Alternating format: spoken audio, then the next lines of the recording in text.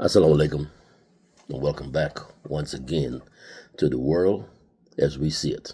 I'm Baba Shaka, and it's been a few days since the elections in these here yet to be United States, and people are still wondering what happened. And when I say people, I'm talking about people on the so-called left, the blue team. They're wondering what happened. How is it that we woke up on Wednesday with the country electing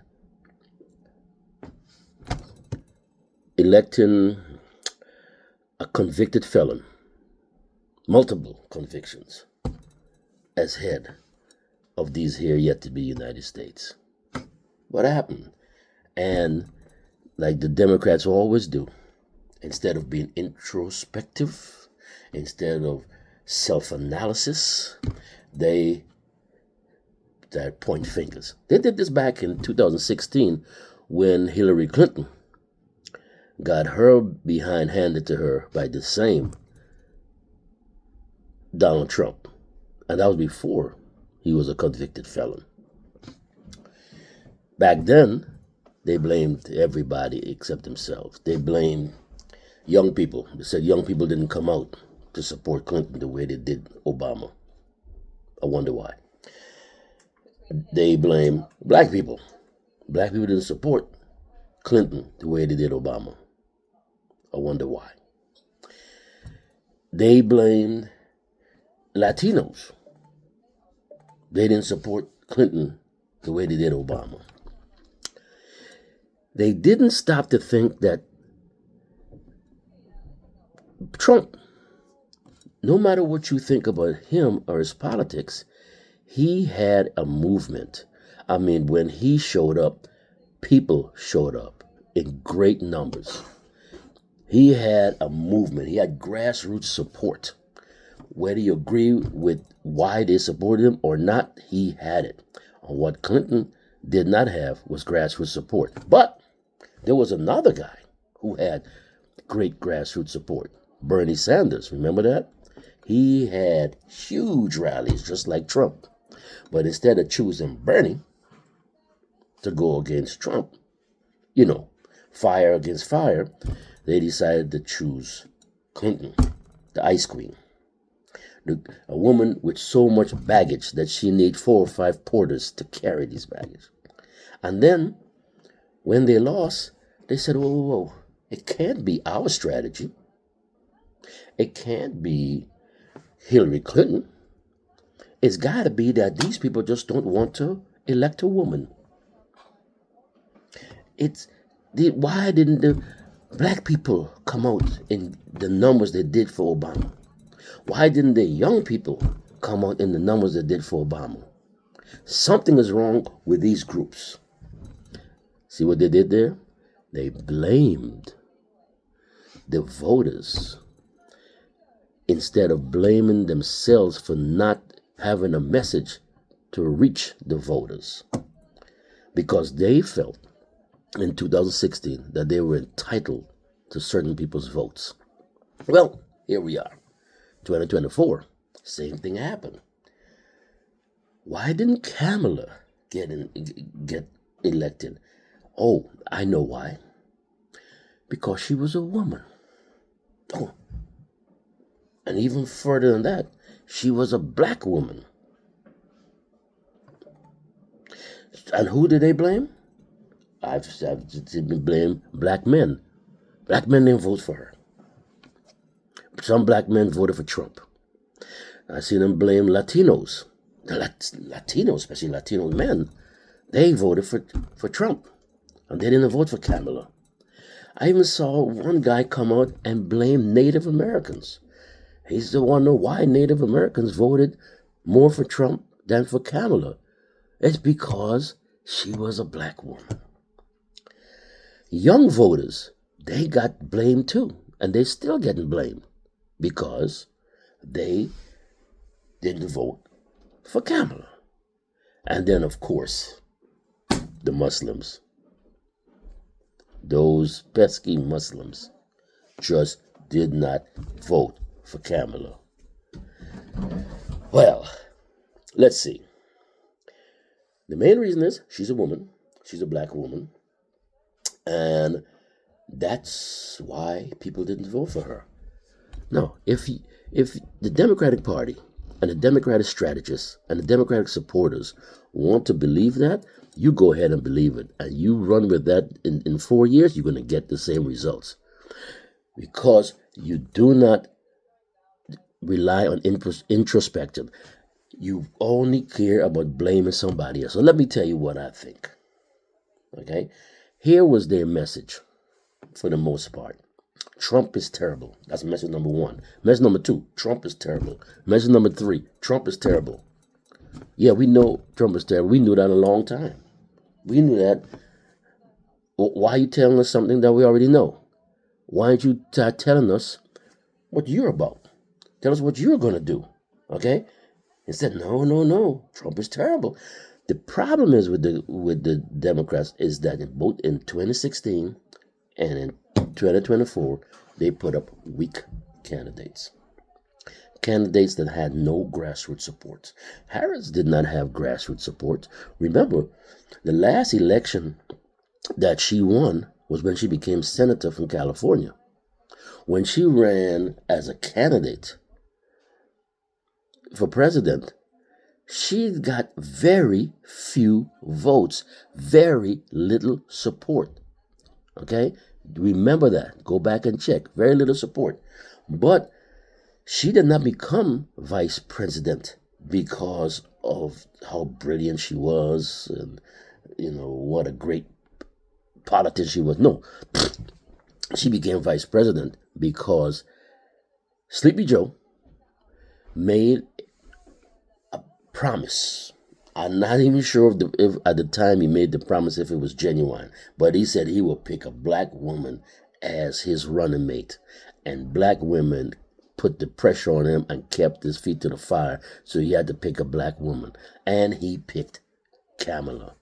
Now, do you think he picked Kamala because she was a strong candidate that could maybe challenge him anytime? No, he did not do that. Biden is not that type of guy, right? Biden is not Obama. I remember when Obama picked his cabinet, he did one of those Abraham Lincoln type stuff, and he picked people who were like adversaries, so to speak. So he got Biden and he got Clinton and he got a couple others. That was a strategy that he got from Abraham Lincoln. And go back and check. He said that himself. Okay. But Biden is not that kind of guy. He's not Obama. So he picked somebody that he could basically control. And he got Kamala Harris. The problem is Biden ran into some issues where people started seeing the emperor had no clothes when it came to running for re-election. And he got a little sleepy. And he got a little senile, and it was time for him to go. Except he was trying to hold on. And when they finally some folks were even arguing that no, Biden is not time for Biden to go. We could still run with Biden. Okay, they finally came to the senses and said Biden got to go. But instead of having a primary and letting the voters decide who they want to replace Biden, they decided they're going to replace him with Harris. Now, the other day, I heard somebody on the radio, I think it was WPFW, claiming that Harris put together a brilliant campaign. When? First of all, she didn't put together the campaign. That campaign, the campaign team, the campaign strategy, everything was Biden's campaign.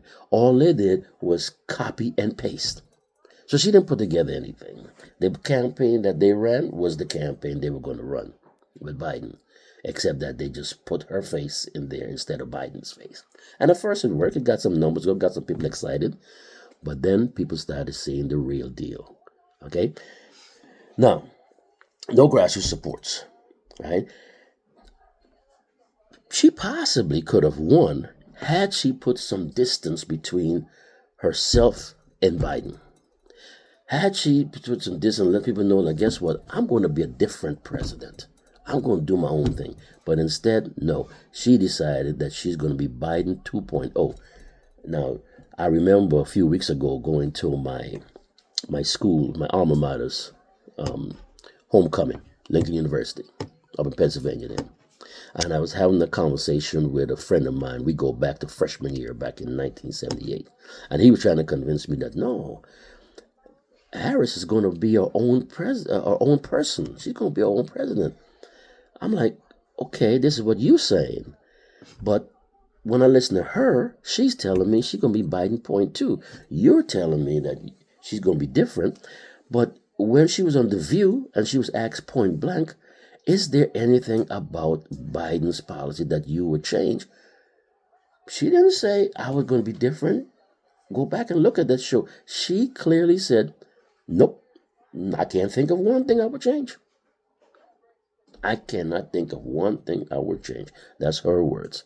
I'm going to do just like Joe did it. And the way Joe was doing it was not how the people want it done. You see what I'm saying? So she promised that was a big problem for them, right? Then, instead of running with the people, she started cozying up to the neocons.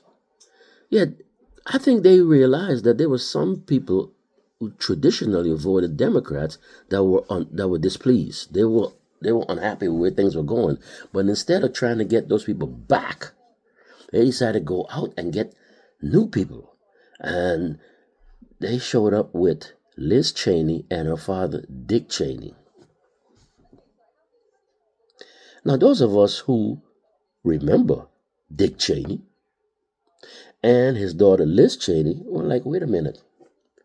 So Dick is supporting you, and therefore that's the reason for me to, develop some type of amnesia and jump in the wagon with Dick and Liz. No, see, that was their strategy, and that didn't work. So they got a new strategy. Let's go get some celebrities. Let's go get Beyonce. Let's get I forgot the girl's name. Oh, Cardi B. Let's get Cardi B. Those of us who are thinkers are not impressed with Beyonce and Cardi B coming out, to support you. It's not like we're going to say, oh my God, Cardi B is supporting Harris. I better run and support Harris too. No, not going to work, right? They brought us some other big guns. They brought it to Obama. Barack Hussein Obama. Now, that's a big gun right there. Except that he decided, guess what? I'm going to just talk down to the brothers. I'm going to just tell the brothers, you know what? This woman is entitled to your vote. Why? Because she grew up just like you. Well, I challenge that. She didn't grow up just like me. Because if she grew up just like me, she would have been against the mass slaughter of men, women, and especially children. Because that's how I grew up. I grew up knowing that was wrong. I grew up knowing that that's a red line. You do not go killing, in large numbers, especially men, women, and especially children. So if she grew up believing that that's okay and they could defend that, then she did not grow up like me. Okay? So I'm not sure what Mr. Obama was talking about. Right? Just because we may have grown up on similar streets doesn't mean we grew up like each other.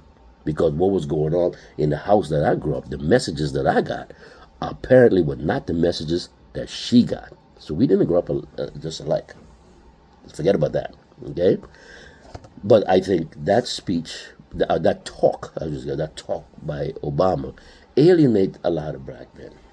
Now, a lot of women wouldn't understand that. Oh, I don't see why that was offensive. Yeah, because, he wasn't talking to you, right? He wasn't talking to you. Y'all were all about Kabul. But to the brothers, we were like, who the hell are you talking to, man? Who are you talking to? And why are you talking to us that way? You and that daddy? You smart, but we smart too. You could analyze things, but so can we. We may not have been president of the United States, but that don't mean we're stupid. That don't mean we're dumb. That don't mean you smarter than us. Don't talk to us like that. Because we could see. We hear what we hear. We see what we see. We read what we read. And we know what we know. Okay? So they brought in Michelle Obama.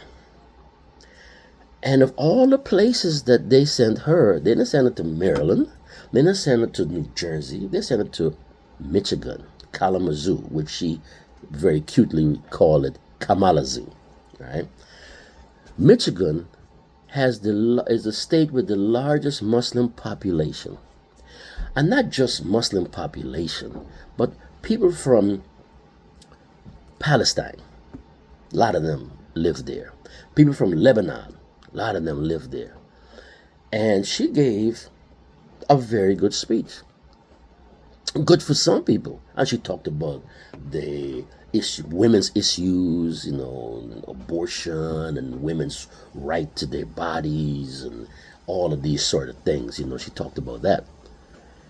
But she never once referred to the rights of Palestinian women.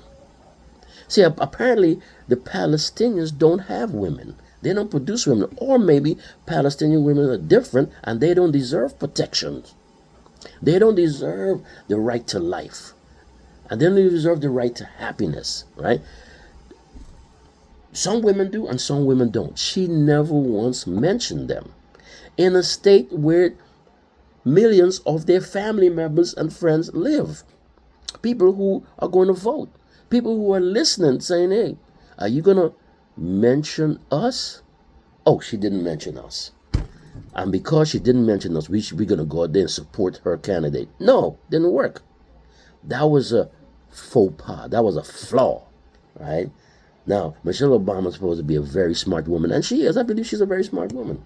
But that was a dumb mistake to ignore the plight of Palestinian Americans who are grieving for the loss of their family, and Lebanese Americans who are grieving for the loss of a family. I have a friend from Lebanon, live right here in Maryland. Yesterday, as a matter of fact, today is Sunday, yesterday is Saturday, he showed me a picture, broke my heart. A picture of family members from Lebanon, 13 of them. Men, two or three men, bunch of women and children, but 13 members of his family whose funeral was the day before, was Friday. 13 members of his family killed by the Israelis bombing southern Lebanon. Do you think he had an interest in what's taking place over there when he went to the polls to vote? Do you think that he noticed that Michelle Obama did not mention them? Right? Then we got another gaffe from Barack Obama, where he said, and I quote, go back and look, if the Muslims think that what's going on the Joe and the Kamala is bad, wait till Trump comes. It's going to be worse under Trump. He may be right. It may be worse under Trump. I'm not sure how much worse it's going to get. It may be just as bad, but I'm not sure how much worse it's going to get. But he may be right. But he may be wrong. We don't know. Trump is a wild card, right? But even if he is correct, what the Muslims are seeing right now is not Trump conducting a genocide. What they're saying is Joe and Kamala conducting a genocide. Now, some of you are going to say, no. It's not Joe and Kamala. It's Netanyahu. It's Butcher Bibi conducting the genocide. For real? Are you serious? Butcher Bibi cannot conduct anything without support. And where does he get his support from? He gets his support from Germany. He gets his support from France. He gets his support from Holland. He gets his support from England, from Canada, from New Zealand, and from Australia. But most of all, he gets his support from the United States. It's the United States who give them economic support. It's the United States who give them political cover on the international stage. It is the United States who support them with weapons. It is the United States who tried to make it look like what they're doing is self-defense. Back in 1982, when the Israelis were doing something similar in southern Lebanon under the leadership of Menachem Begin, Ronald Reagan called Begin and said, looky here, buddy, if you don't cease and desist immediately, I will cut off the money and the weapons. See, Ronald Reagan, whether you like or dislike Ronald Reagan, whether you agreed or disagreed with Ronald Reagan, at least he had the courage to say, look here, you going to stop or we going to stop. And guess what happened? Go back and check it. 20 minutes after the phone call, Menachem Begin ordered an Israeli withdrawal from southern Lebanon. 20 minutes after the phone call. So the precedent was there. Joe had an example that he could follow. But he decided no. He had this slavish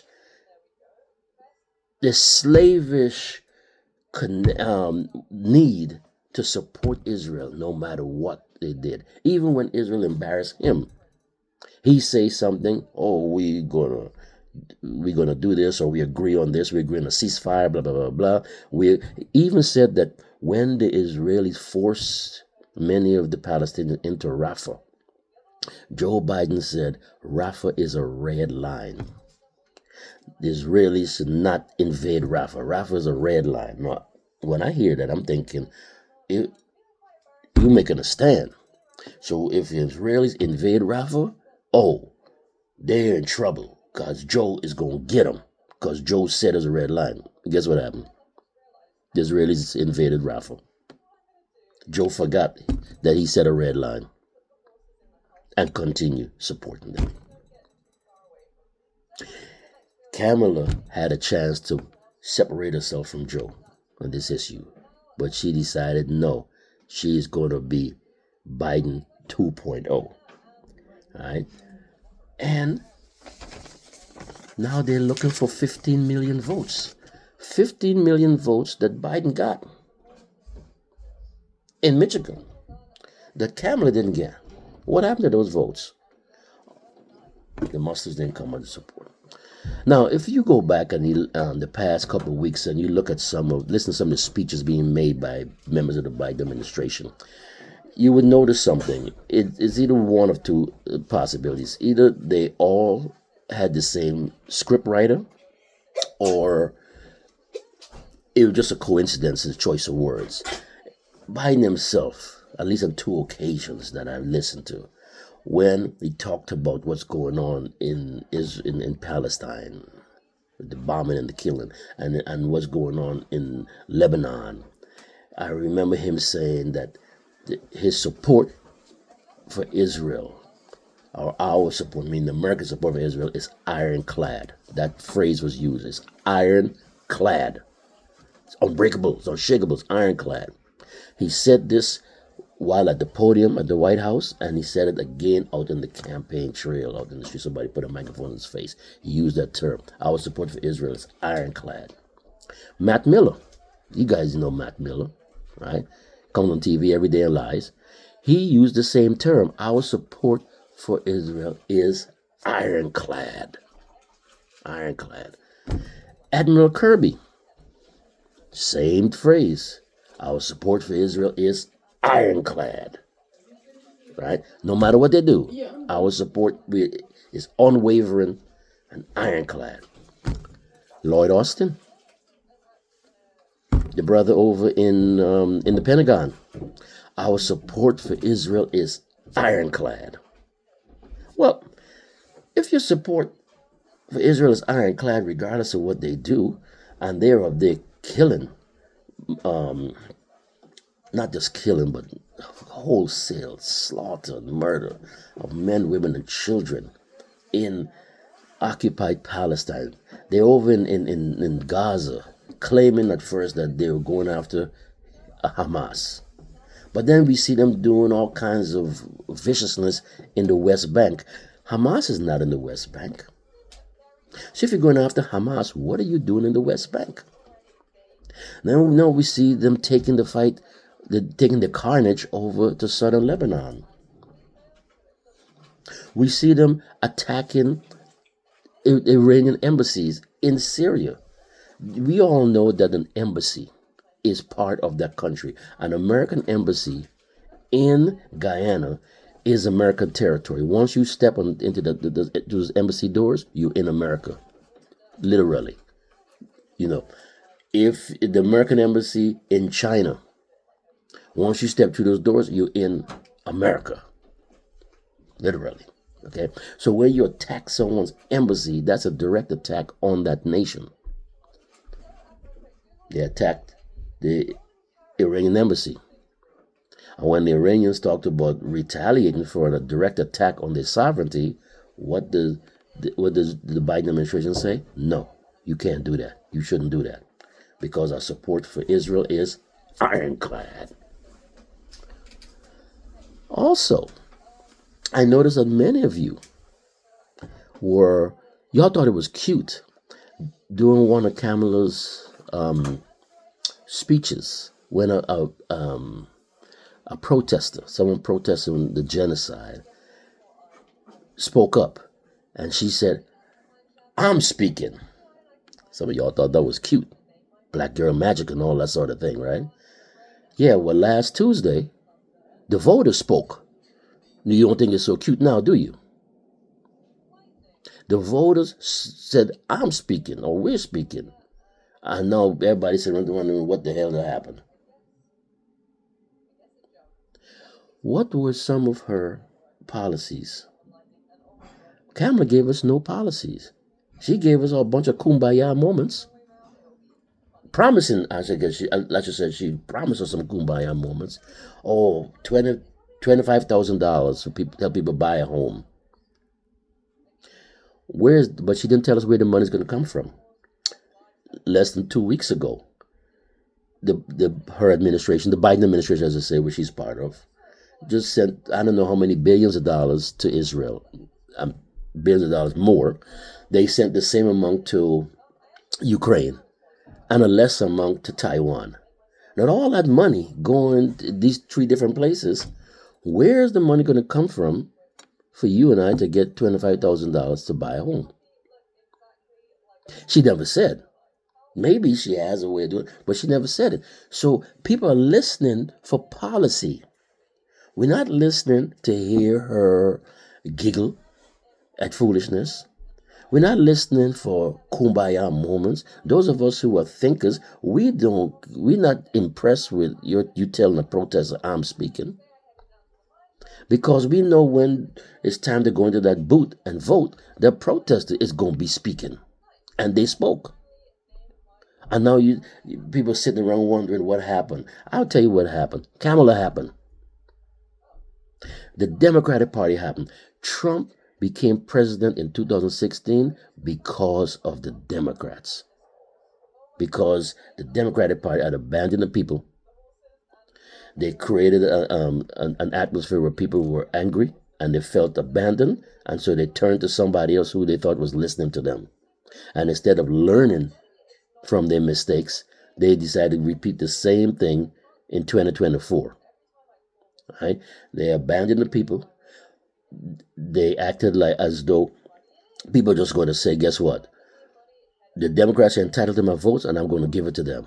No, those days are over. Those days are over. Now, don't get me wrong. I'm not advocating going to vote for Trump either. I didn't vote for Trump. A lot of people I know didn't. But they didn't vote for the people who turned their backs on the people. And I'm talking about the blue team. So my advice to the Democratic Party and those who support the Democratic Party is, instead of going around pointing the fingers and blaming people for your loss, do a little bit of introspection. Do some self-analysis and come up with something that's going to work, because obviously what you've done ain't work. Now the Republicans, they got control of the courts, the Supreme Court. They got control of the White House. They have control of the Senate. And I'm not sure, but I think they may also have control of the House. Maybe I got to go check that out, right? But they got a lot of control. And what you got? excuses. This is the world as we see it. I'm Baba Shaka. Kwaheri. Masalam.